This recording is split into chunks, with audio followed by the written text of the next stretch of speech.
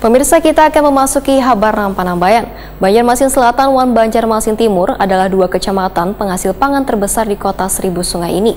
Untuk tetap terus mempertahankan sebagai kecamatan penghasil pangan, maka dibangunkanlah Balai Penyuluhan Pertanian di Jalan Pangeran Hidayatullah atau Banua Anyar, Banjarmasin Timur. Banjarmasin Selatan dan Banjarmasin Timur adalah dua kecamatan penghasil pangan terbesar di kota Seribu Sungai ini. Untuk mempertahankan sebagai kecamatan penghasil pangan, maka dibangunkanlah Balai Penyuluhan Pertanian yang lokasinya kada jauh dari kantor Dinas Ketahanan Pangan Pertanian dan Perikanan Banjarmasin di Jalan Pangeran Hidayatullah atau Banua Anyar, Banjarmasin Timur, sehingga memudahkan beban penyuluh dalam memberikan pembinaan pada petani. Selain itu, bisa pula dijadikan gasan wadah pertemuan serta bermusyawarah bagi petani Kecamatan Banjarmasin Selatan dan Timur. Demikian dipadahkan Wali Kota Banjarmasin Ibnu Sina Wahitakuni Prima TV usai meresmikan Balai Penyuluhan Pertanian besukan Senin 12 Desember 2022.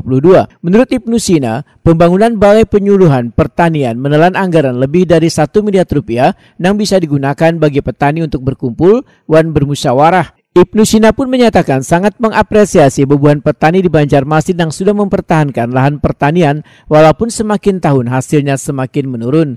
Bahkan wahini hanya tersisa sekitar 2089 hektar lahan padi yang masih aktif menanam padi. Sedangkan yang terbesar lahannya berada di Kecamatan Banjarmasin Selatan.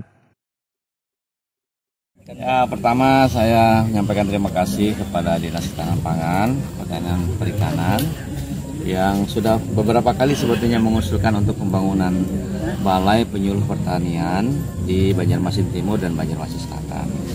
Jadi ini sudah sesuai dengan standar arahan dari Kementerian, dan dari 5 orang penyuluh nanti ada kepala balainya untuk membina kelompok-kelompok tani dan para petani di Banjarmasin Timur dan Banjarmasin Selatan. Karena dua kecamatan inilah yang paling banyak lokasi dan lahan pertanian kita. Jadi totalnya 2089 hektar. Jadi lumayan lah, itu 2000 hektar lebih. Dan mudah-mudahan itu bisa menjadi sarana kita untuk berproduksi.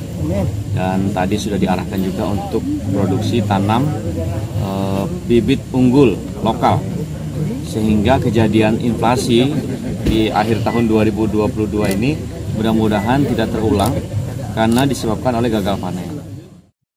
Sementara itu, Kepala DKP 3 Banjarmasin Muhammad Mahmud memadahkan Balai Penyuluhan Pertanian nantinya akan difungsikan secara optimal menjadi pusat penyuluhan pertanian di Banjarmasin, khususnya dalam pelatihan, pembinaan petani maupun musyawarah mufakat dalam menentukan jadwal tanam. Terkait perencanaan penanaman bibit lokal unggul pada tahun 2023, menurut Muhammad Mahmud akan dibicarakan terlebih dahulu dengan beban penyuluh tani di Banjarmasin, terutama tentang persiapan tanamannya supaya terhindar serangan hama tungro.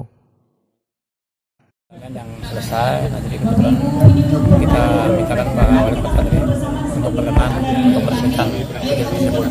Alhamdulillah sudah kita laksanakan, dan nantinya untuk kedua bibit ini akan difungsikan secara optimal dan menjadi pusat penyuluhan pertanian yang ada di Kota Banjarmasin, terutama untuk pembinaan petani dan juga untuk berembuk dan juga untuk konsultasi dan juga untuk merencanakan jadwal tanam atau nanti melaksanakan pelatihan-pelatihan yang berkaitan dengan kegiatan usaha tani yang ada di Kota Banjarmasin. Di PPP Banjarmasin yang kita resmikan ini kita optimalkan nanti fungsinya. Ya, nanti bisa mudah-mudahan bisa untuk menjadikan ketahanan pangan di Kota Banjarmasin. Di KP3 Banjarmasin mengoptimalkan bahwa untuk kegiatan di pangan ini akan kita optimalkan kembali, dan akan nanti mungkin di 2023 akan kita programkan supaya bisa bertanam unggul lokal di lahan-lahan yang ada.